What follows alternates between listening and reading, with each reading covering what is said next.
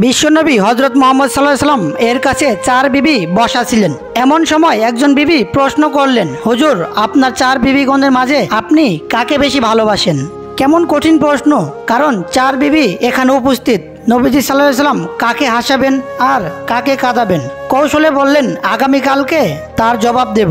অতঃপর রাতে নবীজি সাল্লাল্লাহু আলাইহি সাল্লাম তার সুন্দরী স্ত্রী আয়েশার ঘরে প্রবেশ করলেন এবং 2টি খেজুর দিলেন আর বললেন, আয়েশা, এই খেজুরের কথা কাউকে বলবে না। এভাবে সকল বিবিগণের ঘরে প্রবেশ করে সকলকেই 2টি করে খেজুর দিলেন আর বললেন, এই খেজুরের কথা কাউকে বলবে না। অতঃপর পরের দিন সকল বিবিগণ একত্রিত হলেন আর বললেন, হুজুর, জবাব দেন, আপনি কোন স্ত্রীকে বেশি ভালোবাসেন?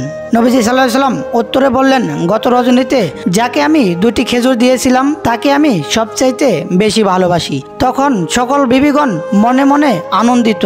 নবীজি সাল্লাল্লাহু আলাইহি সাল্লাম মুচকি হাসলেন, কারণ নবীজি তো সকলকে খেজুর দিয়েছিলেন, কিন্তু একজনেরটা অন্যজন জানে না। অতএব নবীজি সাল্লাল্লাহু আলাইহি সাল্লামের ভালোবাসা সকলের উপর সমানভাবে চলে গেল, কেউ নারাজ হয়নি। এটাকে বলে ইনসাফ ও ইসলামী বিনোদন এবং সুন্দর কৌশল। এটার নামই দিন ইসলাম।